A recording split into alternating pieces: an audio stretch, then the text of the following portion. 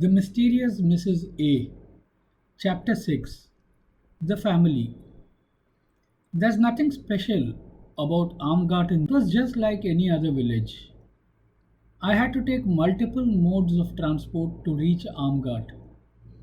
I first took a train to Devariya from Delhi, and after alighting at the station, I went to the station master and inquired about the village. He told me how to reach the place and asked me who I was going to meet. I told him that I was from Delhi, but I was intending to visit someone here. He insisted and asked me who it was that I was going to meet, and I told him about Swamiji's wife. He knew her, and he knew Swamiji. He knew about the ongoing sex scandal and all the updates on the case as of today. I reached the village with the sun just disappearing to some other part of the earth. I had no specific plan in mind. If she refused to see me, I will have to go back to the station, take the waiting room, and stay there for the rest of the night. The house was big and looked well maintained. The fittings were decent, and I could see a large garden. The lawns were manicured and maintained. I gathered that the family was in good shape and definitely not abandoned or orphaned. A servant opened the door and he called out to the mistress in a loud voice to announce a stranger from Delhi. A lean and good looking lady, dressed in good clothes, rushed out and looked at me questioningly. I thought Pyare Mohan had come. Has he not come? Who are you? The voice was rich and heavily accented, Eastern UP accent. Pyare Mohan could not come, I said. Swamiji asked me to go. I am Rajesh, his disciple. I could not have done better, I thought. It came so spontaneously. The lie. Acha, so you are Rajesh. Pyaraji has never talked about you. Come in, I'll get you some tea and something to eat.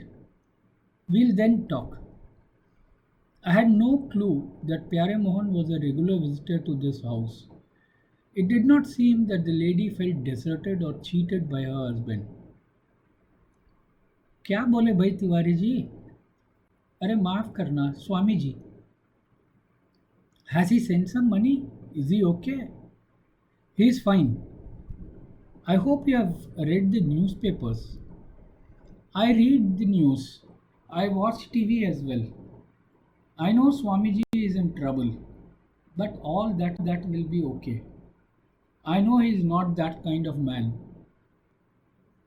Obviously, all the stories about Swamiji deserting his family were wrong. He was taking good care of his wife and children, and he had ensured that they do not get mixed up with whatever he is doing.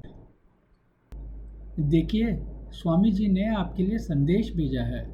He has asked me to tell you that they will soon release him and will be back at the ashram. He asked me to tell you and the children not to worry about him as the case against him is false.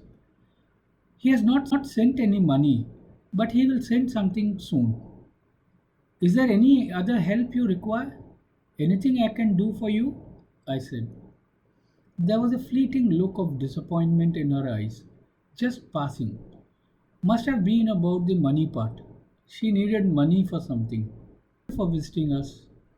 I'll tell you if there's anything I need. It's already dark and you must stay with us for the night. I'll get a room ready for you. Tell him that we love him and we do not believe in all these stories. Another thing, I said, it is possible that people from the press or TV may find out about you and start troubling you. Swamiji has told me that you should not entertain anybody or talk to anyone, whatever they say. Oh, yes, I understand. But very few people know about me. I'll definitely take care. I spent the night at the house. During dinner, the two children joined us. They were both grown up and looked smart. The girl was older and looked to be of marriageable age. Leelavati told me Leelavati told me that they were looking for a suitable match for her. Their father did not want them to study in any place other than Devariya, and so they could not study much. Swamiji had forbidden them to travel anywhere outside their district, and so they had to stay at home for most of the time. The children didn't seem to hold any resentment for their father for confining them here. It seemed like a happy and contented family to me. A few days after my visit to the village, all hell broke loose. The police told me that they had received a video clip showing Seema and others discussing an extortion plan. According to the news reports, Seema and other conspirators had done a sting operation on Swamiji and had demanded a sum of rupees 5 crore. This was exactly what Swamiji had claimed in the counter FIR.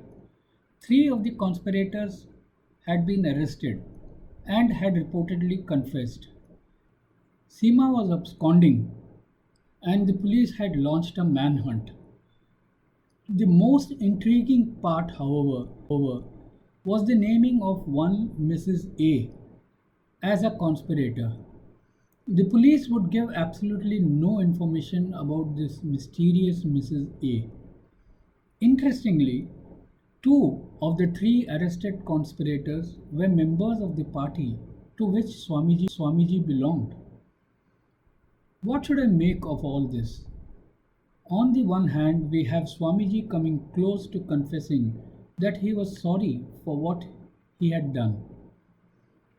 The girl in question, who was actively appearing everywhere, crying rape, and telling that the police and the ashram were harassing her and even threatening to kill her, had now disappeared into thin air. To top it all, his own party has been now dragged into the conspiracy. Swamiji's bail plea was coming up for hearing in a week's time. Swamiji, I thought, are you a victim of your popularity or the perpetrator of the crime? Are you guilty or are you really innocent? Or both? The case of the anonymous Mrs. A was confounding. Who was this Mrs. A? And what role had she to play in this scandal? Was she the mastermind? Why was her name not revealed? Did the police know? Or were they hiding someone very powerful? The media was abuzz with all kinds of speculations. Some papers quoted reliable sources saying that there was a video that led to the latest unraveling. A video showing the conspirators talking openly about their extortion plan. And Seema was in it, leading the discussion.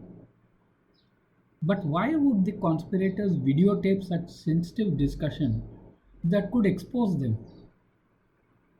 There was this source, another reliable one, who claimed that the driver of a car which the conspirators had hired had shot the video.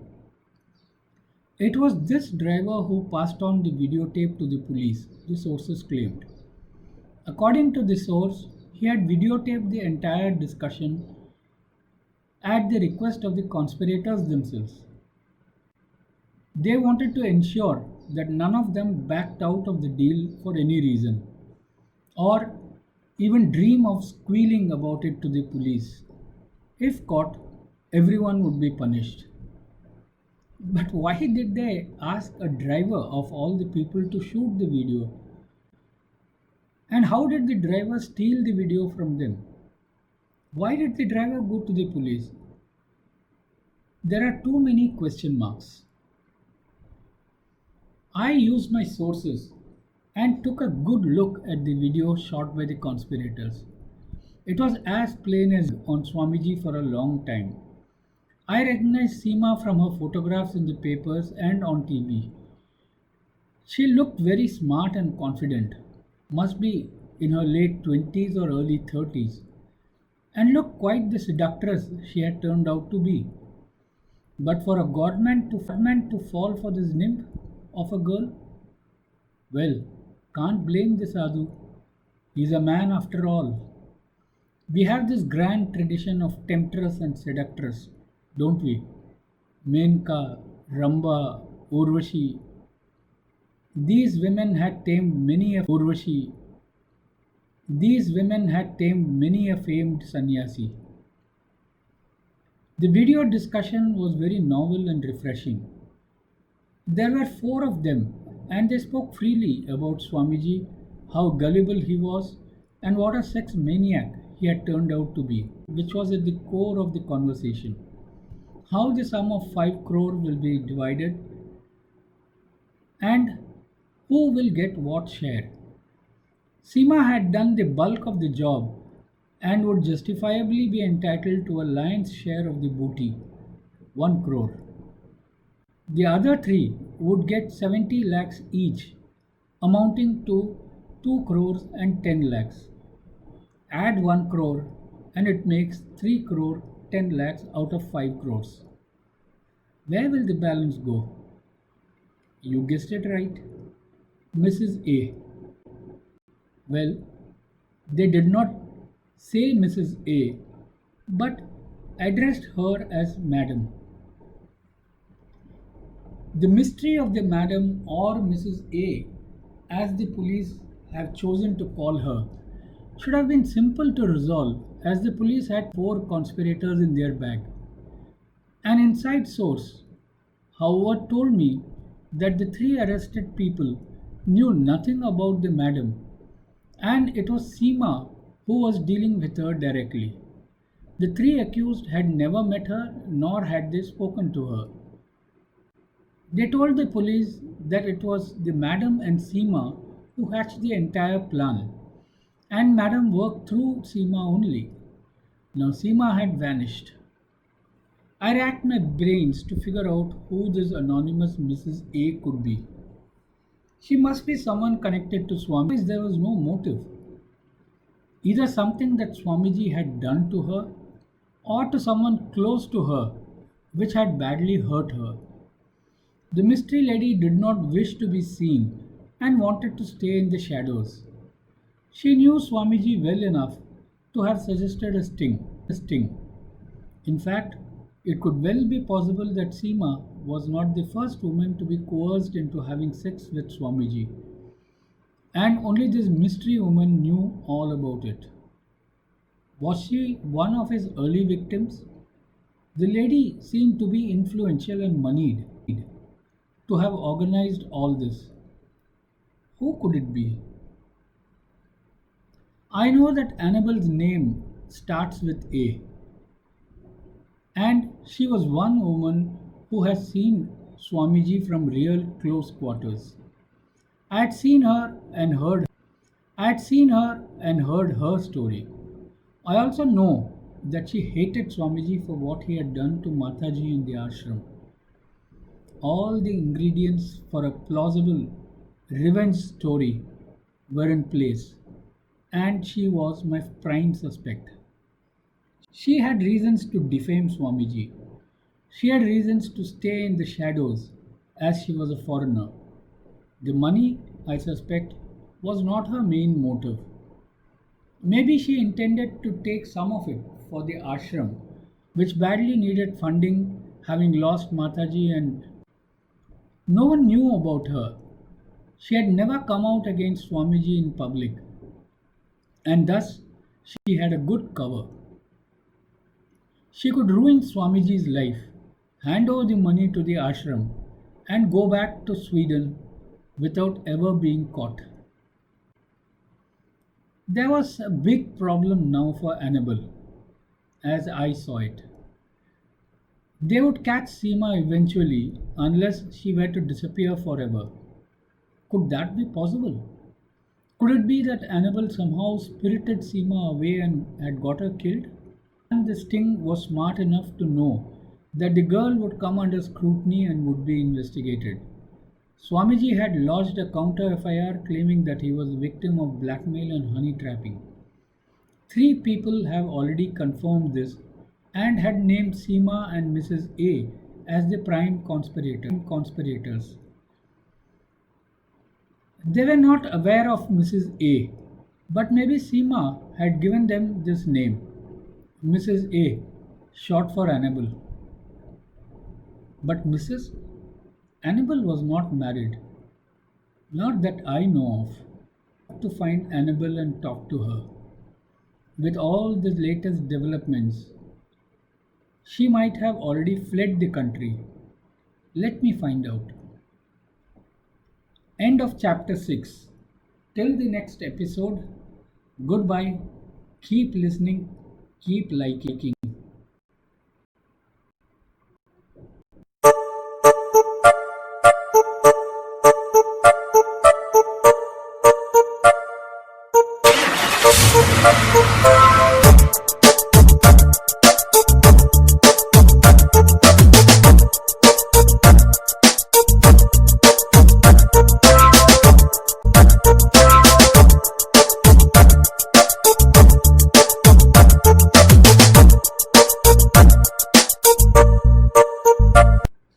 The Mysterious Mrs. A.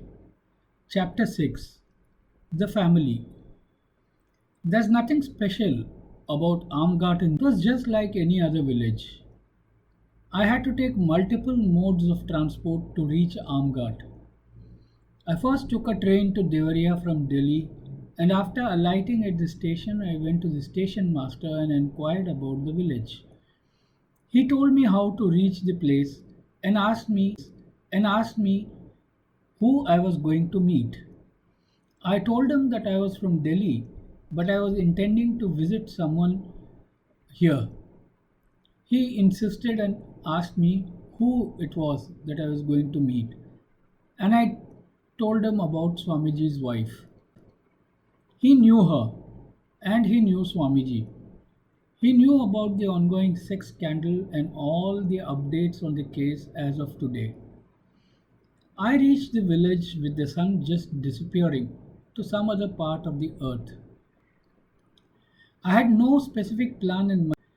If she refused to see me, I will have to go back to the station, take the waiting room, and stay there for the rest of the night. The house was big and looked well maintained. The fittings were decent, and I could see a large garden. The lawns were manicured and maintained. I gathered that the family was in good shape and definitely not abandoned or orphaned. A servant opened the door and he called out to the mistress in a loud voice to announce a stranger from Delhi. A lean and good looking lady, dressed in good clothes, rushed out and looked at me questioningly. I thought Pyare Mohan had come. Has he not come? Who are you? The voice was rich and heavily accented, Eastern UP accent. Pyare Mohan could not come, I said. Swamiji asked me to go. I am Rajesh, his disciple. I could not have done better, I thought. It came so spontaneously. The lie. Acha, so you are Rajesh. Pyaraji has never talked about you. Come in, I'll get you some tea and something to eat. We'll then talk. I had no clue that Pyare Mohan was a regular visitor to this house. It did not seem that the lady felt deserted or cheated by her husband. क्या बोले भाई तिवारी जी? अरे माफ करना Swami ji. Has he sent some money? Is he okay? He is fine. I hope you have read the newspapers. I read the news. I watch TV as well. I know Swamiji is in trouble, but all that will be okay. I know he is not that kind of man. Obviously, all the stories about Swamiji deserting his family were wrong. He was taking good care of his wife and children, and he had ensured that they do not get mixed up with whatever he is doing. देखिए, स्वामी जी ने आपके लिए संदेश भेजा है. He has asked me to tell you that they will soon release him and will be back at the ashram. He asked me to tell you and the children not to worry about him as the case against him is false. He has not sent any money, but he will send something soon. Is there any other help you require? Anything I can do for you? I said. There was a fleeting look of disappointment in her eyes, just passing. Must have been about the money part. She needed money for something. For visiting us. I'll tell you if there's anything I need. It's already dark and you must stay with us for the night. I'll get a room ready for you. Tell him that we love him and we do not believe in all these stories. Another thing, I said, it is possible that people from the press or TV may find out about you and start troubling you. Swamiji has told me that you should not entertain anybody or talk to anyone, whatever they say.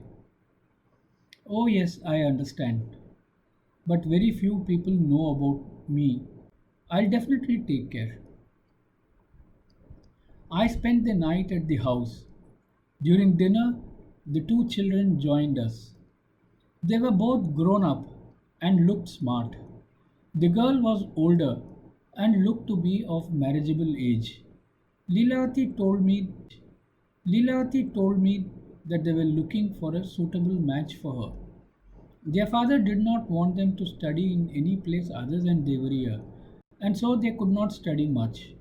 Swamiji had forbidden them to travel anywhere outside their district, and so they had to stay at home for most of the time. The children didn't seem to hold any resentment for their father for confining them here. It seemed like a happy and contented family to me. A few days after my visit to the village, all hell broke loose. The that they had received a video clip showing Seema and others discussing an extortion plan. According to the news reports, Seema and other conspirators had done a sting operation on Swamiji and had demanded a sum of rupees 5 crore. This was exactly what Swamiji had claimed in the counter FIR. Three of the conspirators had been arrested and had reportedly confessed. Seema was absconding and the police had launched a manhunt. The most intriguing part, however, was the naming of one Mrs. A as a conspirator. The police would give absolutely no information about this mysterious Mrs. A. Interestingly, two of the three arrested conspirators were members of the party to which Swamiji belonged. What should I make of all this? On the one hand, we have Swamiji coming close to confessing that he was sorry for what he had done. The girl in question, who was actively appearing everywhere, crying rape, and telling that the police and the ashram were harassing her and even threatening to kill her, had now disappeared into thin air. To top it all, his own party has been now dragged into the conspiracy. Swamiji's bail plea was coming up for hearing in a week's time. Swamiji, I thought, are you a victim of your popularity or the perpetrator of the crime? Are you guilty or are you really innocent? Or both? The case of the anonymous Mrs. A was confounding. Who was this Mrs. A? And what role had she to play in this scandal? Was she the mastermind? Why was her name not revealed? Did the police know? Or were they hiding someone very powerful? The media was abuzz with all kinds of speculations. Some papers quoted reliable sources saying that there was a video that led to the latest unraveling. A video showing the conspirators talking openly about their extortion plan. And Seema was in it, leading the discussion. But why would the conspirators videotape such sensitive discussion that could expose them? There was this source, another reliable one, who claimed that the driver of a car which the conspirators had hired had shot the video. It was this driver who passed on the videotape to the police, the sources claimed. According to the source, he had videotaped the entire discussion at the request of the conspirators themselves. They wanted to ensure that none of them backed out of the deal for any reason, or even dream of squealing about it to the police. If caught, everyone would be punished. But why did they ask a driver of all the people to shoot the video? And how did the driver steal the video from them? Why did the driver go to the police? There are too many question marks. I used my sources and took a good look at the video shot by the conspirators. It was as plain as on Swamiji for a long time. I recognized Seema from her photographs in the papers and on TV. She looked very smart and confident, must be in her late 20s or early 30s, and looked quite the seductress she had turned out to be. But for a godman to fall for this nymph of a girl, well, can't blame the sadhu. He's a man after all. We have this grand tradition of temptress and seductress, don't we? Menka, Ramba, Urvashi. These women had tamed many a Urvashi. These women had tamed many a famed sannyasi. The video discussion was very novel and refreshing. There were four of them, and they spoke freely about Swamiji, how gullible he was, and what a sex maniac he had turned out to be, which was at the core of the conversation.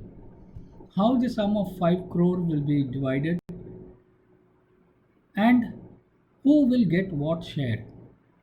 Seema had done the bulk of the job and would justifiably be entitled to a lion's share of the booty, 1 crore.